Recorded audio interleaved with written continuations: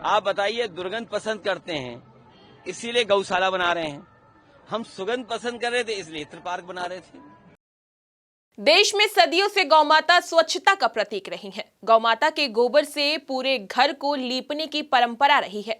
आज भी कच्चे घरों को गाय के गोबर से लीपा जाता है। देश में गाय के गोबर से बने उपलों पर खाना बनता रहा है।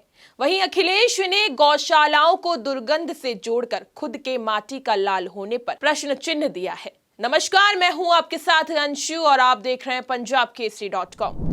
अखिलेश यादव ने जैसे विचार गाय और गौशालाओं को लेकर व्यक्त किए हैं वो हैरान करने वाले हैं। जिस व्यक्ति का जन्म यादव कुल में हुआ हो, जिस व्यक्ति के पिता पूर्व सीएम गौभक्त मुलायम सिंह यादव रहे हों, उसे गाय और गोबर से कैसे इतनी नफरत हो सकती है कि उसे नाक और भौं सिकोड़ने की नौबत आ जाए। अखिलेश यादव ने बुधवार को कन्नौज में केंद्र सरकार पर निशाना साधते हुए कहा कि उनको दुर्गंध पसंद है इसलिए वो गौशाला बना रहे हैं, जबकि समाजवादी पार्टी को सुगंध पसंद है इसलिए हमने इत्र पार्क बनाए।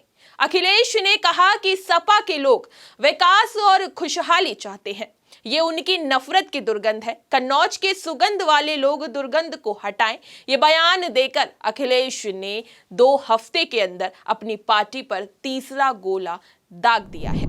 जाहिर है कि विरोध की आंच में उन्हें कुछ समझ नहीं आ रहा।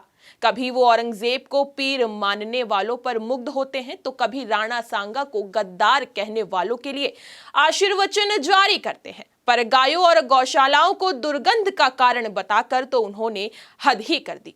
अखिलेश यादव अगर पाकिस्तान में होते तो वो ये ब्लास्फेमी के तौर पर देखा जाता और इसके लिए उन्हें जेल जाना पड़ जाता, पर ये भारत है जहां रामचरित्र मानस के पन्ने जलाकर भी लोग स्वच्छंद घूमते हैं। अखिलेश यादव अगर कुल में नहीं पैदा होते तो शायद गाय के प्रति उनके नफरती बयान की बात समझ में आती है, पर हिंदू धर्म में गौमाता का जो सम्मान यादवों ने किया है वो शायद ही किसी और ने नहीं किया होगा। महाभारत काल में यदुवंशी श्री कृष्ण का जन्म एक गौपालक परिवार में होता है। उनका बचपन गाय चराते हुए गौमाताओं के बीच ही बीता। पूरे देश को यादव बहुत गर्व से खुद को श्री कृष्ण का वंशज मानते हैं। स्वयं मुलायम सिंह यादव खुद के गौपालक होने पर गर्व करते थे। उन्होंने कई मंचों पर यह स्वीकार किया कि उनके पास जितनी गाय हैं उतनी देश के किसी भी नेता के पास नहीं होंगी। गौमाता हमारी संस्कृति में गंगा, गायत्री, गीता, गोवर्धन और गोविंद की तरह पूज्य है।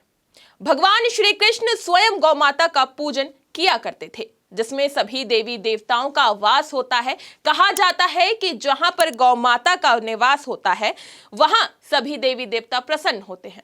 अखिलेश यादव शायद लगातार कई चुनावों में हार मिलने से पस्त हो गए हैं। उन्हें ये लगने लगा है कि 2027 में भी बाजी उनके हाथ नहीं लगने वाली है।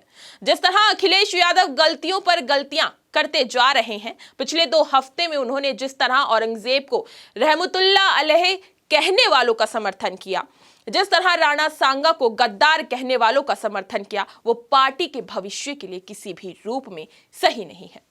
अखिलेश यादव को ये पता लगता होगा कि इसके चलते मुस्लिम वोटों का ध्रुवीकरण उनके पक्ष में होगा, पर इसका बड़ा नुकसान होने वाला है। आपको बता दें, यादव समुदाय के युवा सोशल मीडिया पर औरंगजेब और राणा सांगा को लेकर अखिलेश यादव के खिलाफ अपनी नाराजगी व्यक्त कर रहे हैं। जाहिर है कि गौशाला से दुर्गंध आने वाले बयान पर अखिलेश यादव को जवाब देना मुश्किल होने वाला है। जिस तरह उन्होंने राणा सांगा मसले पर अपनी सफाई जारी की है, बहुत जल्दी ही गौशाला मसले पर भी वैसा ही कुछ बयान आने वाला होगा।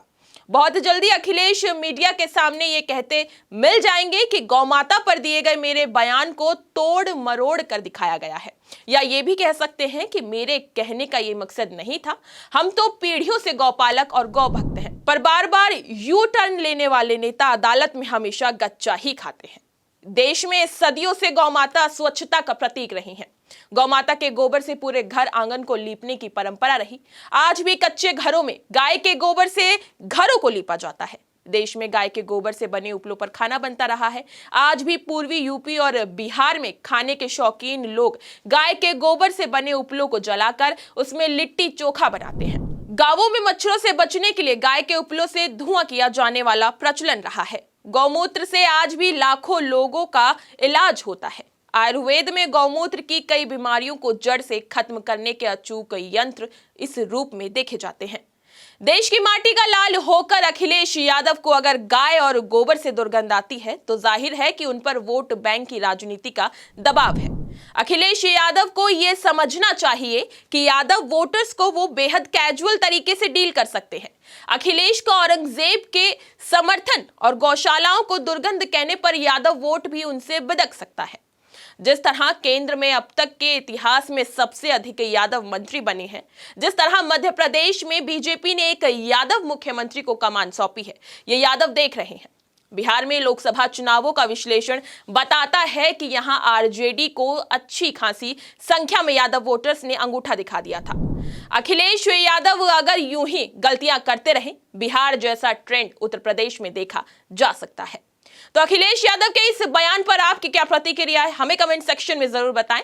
और इसी तरह की तमाम खबरें और लेटेस्ट अपडेट्स के लिए बने रहिए हमारे साथ और देखते रहिए पंजाब केसरी.com।